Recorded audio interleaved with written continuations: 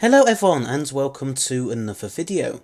So during the course of the 60th anniversary this year, I've often seen some fans voice the sentiment that they wish the 60th was more like the 50th anniversary way back in 2013. They say this mainly because of a sense that the 60th doesn't feel like it's being treated by the BBC as a big event, and I can at least understand why they feel like this. After all, throughout the past few years, as it's gotten closer and closer, we've all had high hopes for the 60th anniversary. But what we've officially gotten with the likes of the Doomsday multimedia event and Big Finish's Once and Future series has done little to meet those high expectations. At least for some fans anyway. I haven't really bothered with either event, so I can't really say how I personally feel about them. But is this a fair assessment? Has the 60th anniversary really been such a massive disappointment so far? Could the few specials we're getting later this year make it up to these fans? And was the 50th anniversary really as great and wonderful as everyone remembers it to be? These are the questions I'll be attempting to answer in this video. So first things first, has the 60th anniversary really been that bad so far? Well, as ever with these things, it will obviously depend on your own personal opinion. But as I said earlier, I do understand why some fans feel a little bit let down. Whilst I haven't really given either Doomsday or Once and Future a go yet, I haven't really cared much from what I've heard about them. In the case of Doomsday, I think a lot of people were put off by it after that first teaser trailer, which even I thought was a bit off, although Suze Kempner's performance was pretty good in my opinion. If you compare that teaser to the teaser we got for the previous multimedia event, Time Lord Victorious, it's like night and day really. Plus some fans don't really care much for these multimedia events to begin with. And again, that is something I can sympathise with. After all, trying to get people to spend so much of their own money during a global pandemic in the case of Time Lord Victorious, and then again during a massive cost of living crisis in Doomsday's case, might arguably come across in a negative way. Plus, they've both been pretty hard to follow from what I understand. The fact that they had to make a massive graph showing how each part of Time Lord Victorious's narrative fitted in with each other probably says all that needs to be said. But I don't want to sound too negative and ungrateful for all the hard work and talent that's gone into making those two events.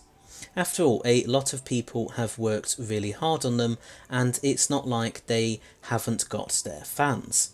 Some people really do like Time Lord Victorious and Doomsday, and that's completely fair enough. So yeah, sure, some of you might roll your eyes every time they announce something else to do with Doomsday, but it's important to remember that not everyone is going to feel the same way. Some fans really do enjoy it. As for Big Finish's Once and Future, I've heard that they haven't really taken full advantage of the whole degeneration idea yet, which is a bit of a shame. And them constantly basing which characters they're going to have in each audio be decided by a dartboard throw doesn't exactly make it that enticing for me either. But I think the real issue here hasn't got anything to do with what we've been offered for the 60th this year. No, the real issue is related to what I mentioned at the start, of how fans had a lot of high hopes and expectations going into the 60th. It's only natural for us to dream of the seemingly impossible for an anniversary year, but in doing so we're basically setting ourselves up for disappointment. There's no way that the BBC's plans will be able to live up to such high expectations. Plus, whilst everyone likes to bang on about how brilliant and wonderful the 50th anniversary was it really that good? My memory of it is a little hazy, I admit, given it was 10 years ago now, so I'm sure there are going to be some of you who yell at me in the comments for getting everything wrong. I mean, let's be honest, when doesn't that happen? But I don't remember most of that year being as amazing as everyone else seems to remember it being. What I think most people are really on about is actually more to do with the month or so before the actual date of the 50th on the 23rd of November 2013. And if that's the case, then yes, I certainly agree that that was a brilliant time. Everything from an adventure in space and time to the recovery of 9 missing episodes. Remember that massive convention at the ExCeL in London? And how about that awesome trailer released in the weeks before The Day of the Doctor came out? And speaking of The Day of the Doctor, wasn't it marvellous how they had it in loads of cinemas all around the world? Ah, those were indeed the days. But obviously, that wasn't the whole year now, was it? Which brings me back to my point. If most of what we remember from the 50th took place in just a few months, why has it led to us having such high hopes and dreams for the 60th? I think it's because, as John Nathan Turner once infamously said, the memory cheats. We shouldn't underestimate the power and influence that nostalgia can have on these types of things, which is something that the 60th TV specials will probably end up exploring, ironically. Russell T Davies and the BBC have teased that more is to come, especially around October/November time, so I'm sure they know what they're doing. Plus, we should probably mention how the show is in a different place now than it was 10 years ago. Back in 2013, the new or revived series was arguably at its peak, and the celebrations for the 50th anniversary and the second half of Series 7 certainly helped with that. Well, the 50th did anyway. But now, in 2023, the show spent most of the past decade having a much reduced cultural impact. That's nothing against the Peter Capaldi or Jodie Whittaker eras, it's just inevitable that any TV show will go through periods of massive success and then decline. It happened with the classic series, for example, with the 1970s often being considered to be the peak of its popularity. Obviously, with the return of David Tennant, Catherine Tate and Russell T Davies, we may be about to see a massive resurgence in the show's popularity among the more casual viewing public. And yeah, we can argue about whether it was such a good idea for us to go back to the year 2008 as much as we want to. But that was part of the supposed glory days as far as most of the viewers outside of the fandom are concerned.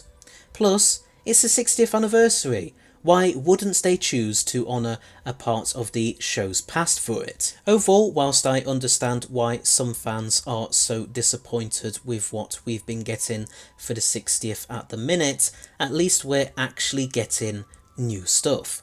Look at what fans during the Wilderness years had to make do with during the 30th and 40th anniversaries.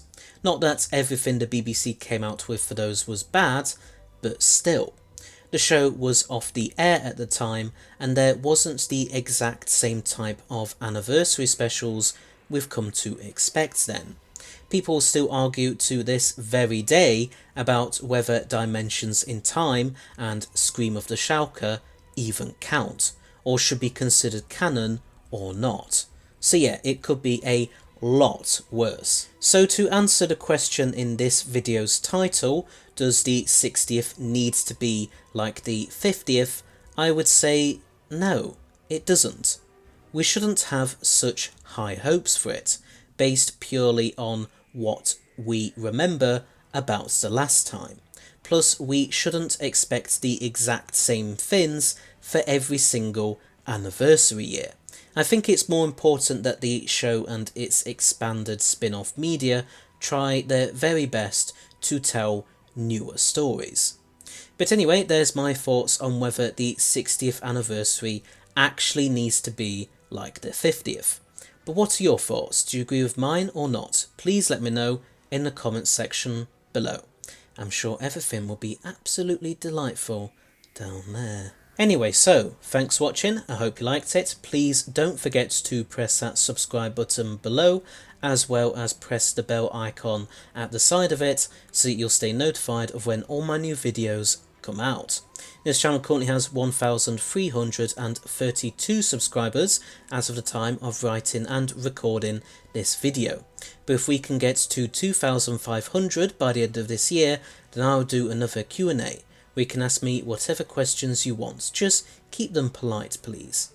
Also, please rate and comment below your thoughts on all of this, and I shall see you all in another video. Also, I now have a Ko-fi where you can give me a tip or some money for a coffee, but only do so if you want to and are able to afford it. A link will be in the description and in a pinned comment. Or if you want, you can send me a super thanks. It's basically YouTube's own version of Ko-fi and should be an option underneath this video by the side of the like button, although you might need to swipe across to see it if you're watching via your phone. If you can't find it or the Ko-fi link doesn't work, please let me know. So until the next time, bye bye!